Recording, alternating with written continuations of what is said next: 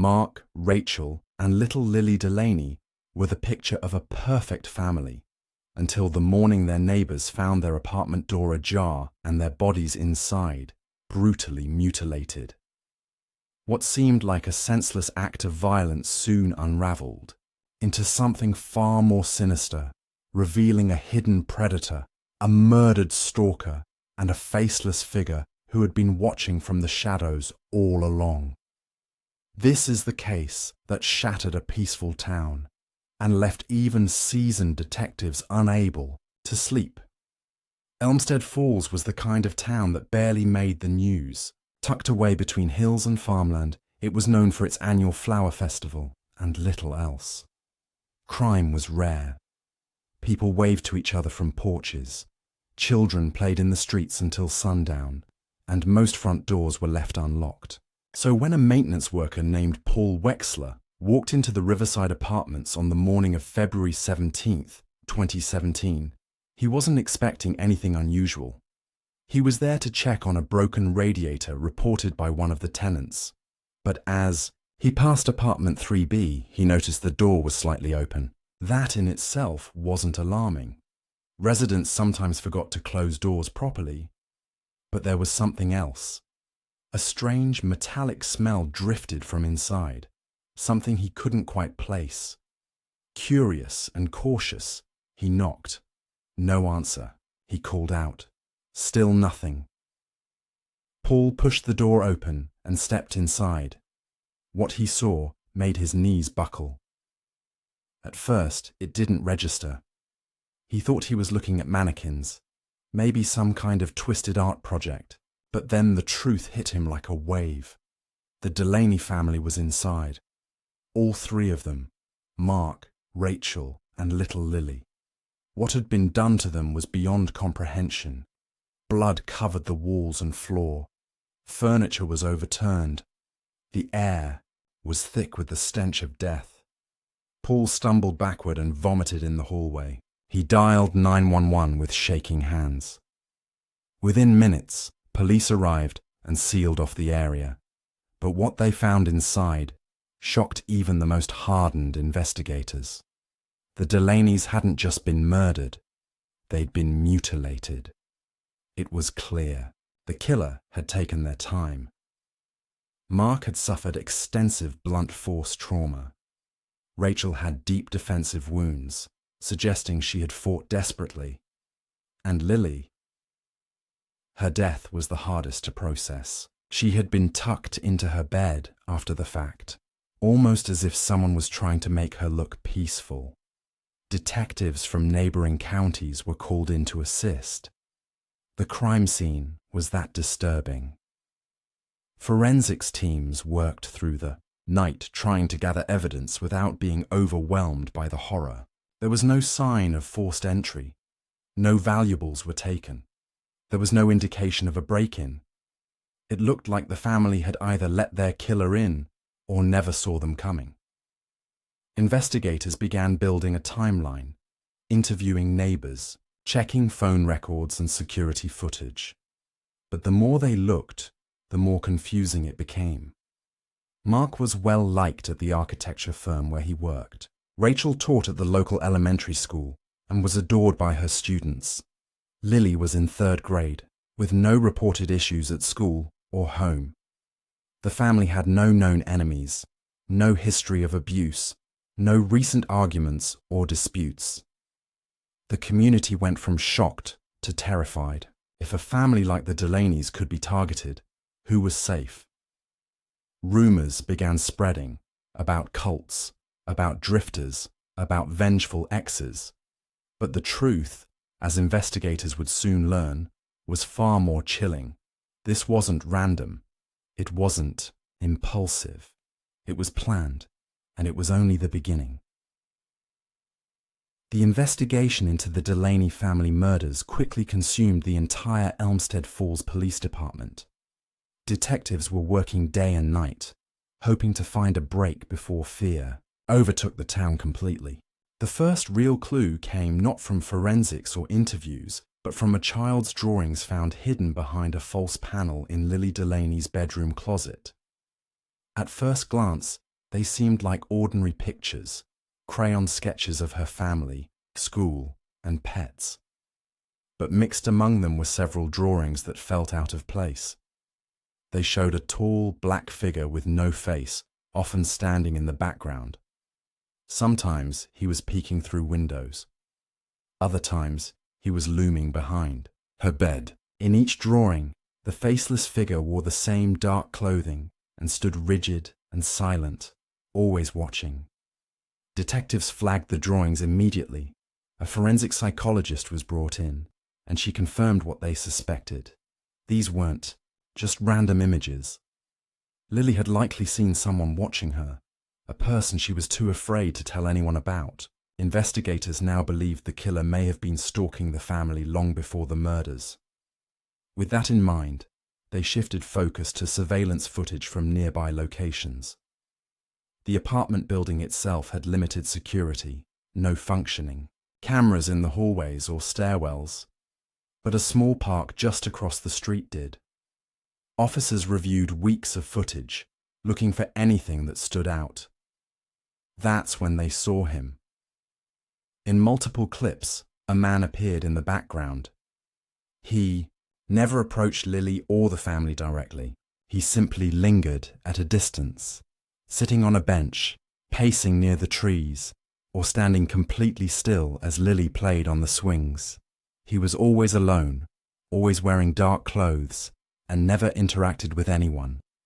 Using enhanced images, police ran the man's face through a database. A match came back quickly. Caleb Merton. He had once lived in the same apartment complex as the Delaney's, just 2 floors above them, but had been evicted 3 years earlier after several noise complaints and disturbing behavior. Caleb had a record, though nothing that hinted at violence. He'd been charged with trespassing, vandalism, and petty theft. What concerned investigators most was that he had once been reported for watching neighborhood children through binoculars from his window. The case had been dropped, but now it seemed much more serious. Detectives believed they had found their suspect. They secured a warrant and went to Caleb's last known address, a run-down rental house on the edge of town. But when they arrived, he was gone. The house was empty, the windows boarded up, and it looked like no one had lived there in weeks. Inside, however, they found something unnerving. Walls covered in newspaper clippings, some featuring the Delaney family. One photograph had been circled in red ink. In it, Lily was holding a balloon at the park. An all-points bulletin was issued. Every local and state agency was alerted. Caleb Merton had become the prime suspect in a case that was growing more disturbing by the day. But before they could catch him, a hiker stumbled upon a shallow grave deep in the woods. Inside was the decomposing body of Caleb Merton. Dead, murdered, weeks before the Delaneys ever were. The discovery of Caleb Merton's body changed everything.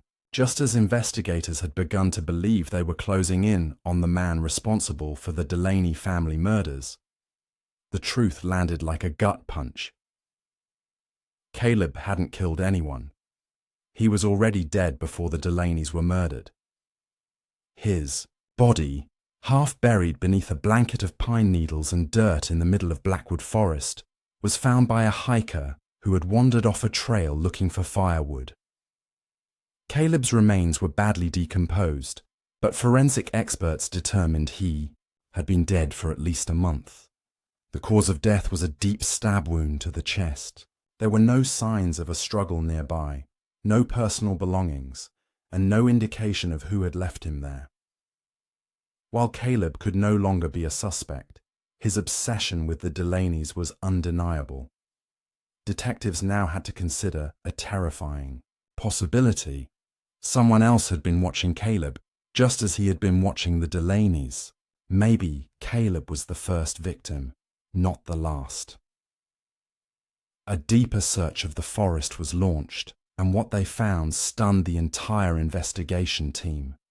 Less than 50 yards from where Caleb was buried, hidden under a canopy of overgrown branches, They discovered a makeshift shelter. It was crudely built with salvaged wood and plastic sheets, camouflaged from view, and inside were items that would reveal the full scope of Caleb's disturbing fixation.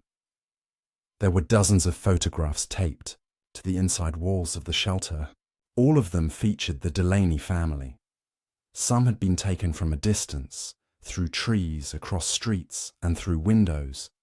Others were close-ups that appeared to have been shot with a long lens, possibly through binoculars or a telescope. One photo showed Lily riding her bike. Another captured Mark and Rachel eating dinner through their dining room window. There were also school flyers, old receipts, torn pieces of clothing and drawings, childlike, but unmistakably modelled after Lily's own artwork. But most chilling of all was a journal, hidden beneath a floorboard. The handwriting was uneven, sometimes frenzied, sometimes careful, as though the writer was constantly switching between sanity and something darker. The entries began with Caleb's thoughts about the Delaneys, how perfect they were, how much he envied their life, how he believed they were meant to include him. He referred to Lily as his little star and made references to watching her shine from the shadows. Then the tone shifted. The final pages of the journal weren't about the Delaneys at all. They were about fear. Caleb wrote that someone was following him, watching him the same way he had watched others. "He's coming," one entry read. "I hear him breathing at night. He stands outside the shelter. He doesn't speak. He just watches." Another said, "He knows what I did.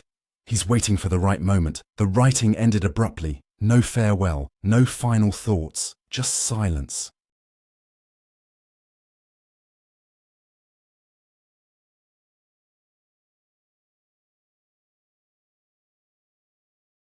Now detectives faced a horrifying new reality.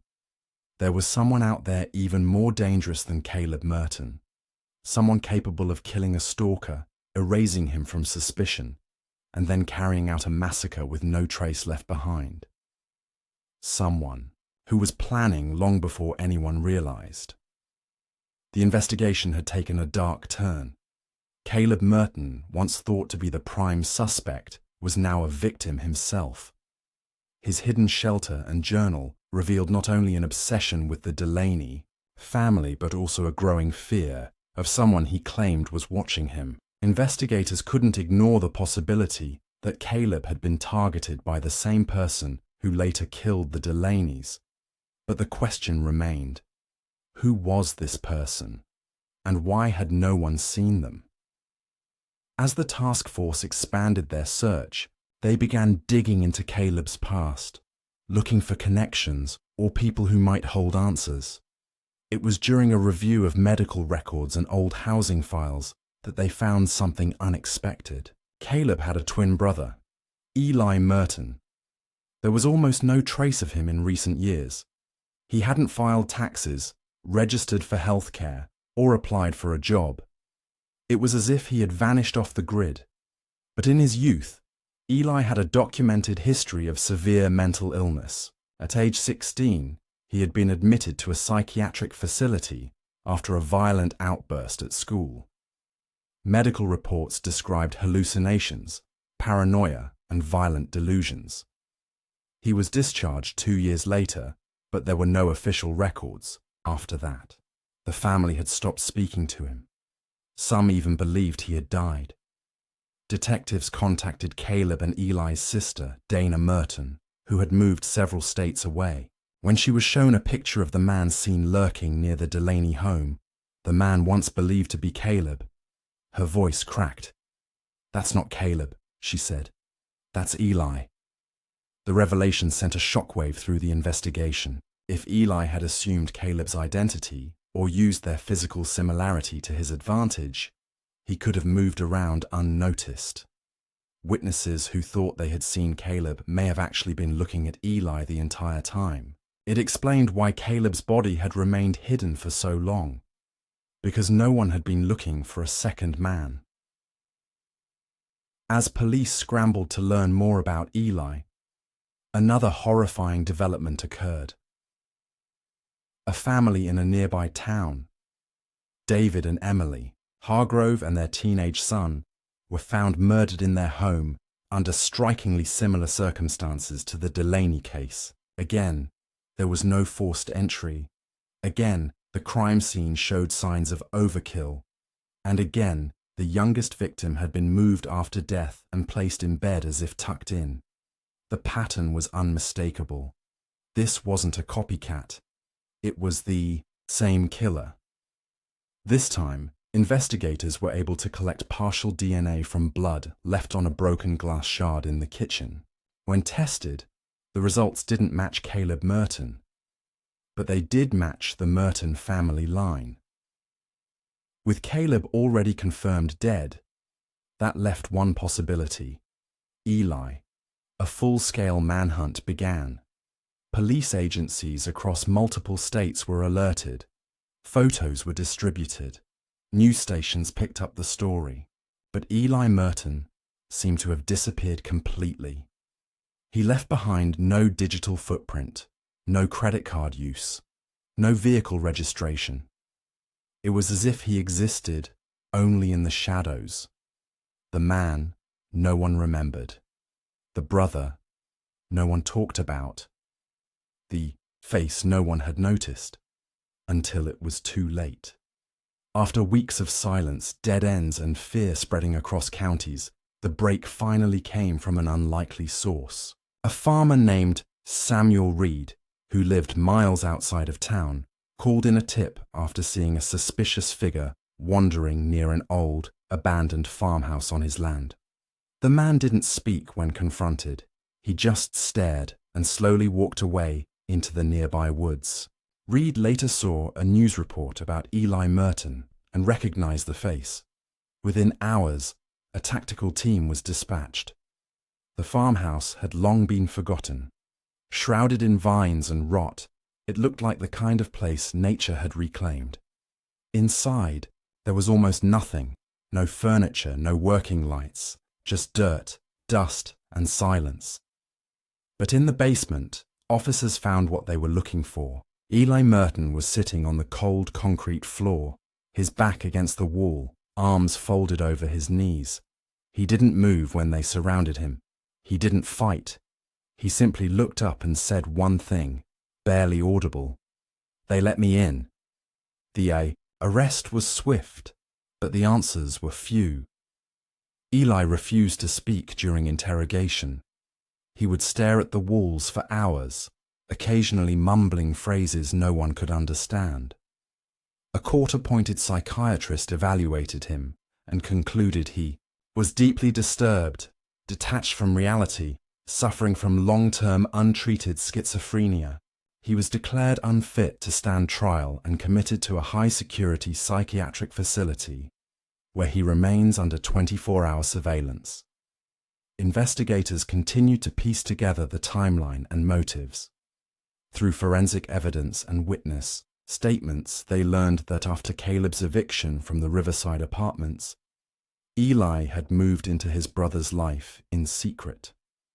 Some believed Eli may have killed Caleb out of resentment, jealousy, or simply because Caleb had a life Eli thought should have been his. It was theorized that Eli had been watching the Delaneys long before the murders, slipping into Caleb's identity to get closer without suspicion. He knew their routines. He knew when they left the house, when they returned, and where their daughter played in the afternoons. To the outside world, he was just a quiet man wandering nearby. In reality, he was preparing for something horrific. The psychological profile painted a disturbing picture. Eli seemed to target families that mirrored a fantasy of perfection. Happy, stable, and loving, something he never had. The killings were not impulsive. They were planned with precision, carried out in a way that suggested control masked by madness. He had watched them, studied them, and then eliminated them in the most brutal way possible. What disturbed law enforcement most wasn't just the violence. It was the silence, the patience, the quiet evil that seeped in undetected. The case left deep scars. Several officers took extended leave after witnessing the crime scenes. Others quietly left the force.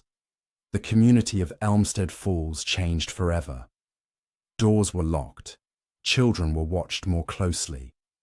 And though Eli Merton was finally behind locked doors, the haunting truth remained. No one saw the monster coming until it was far too late.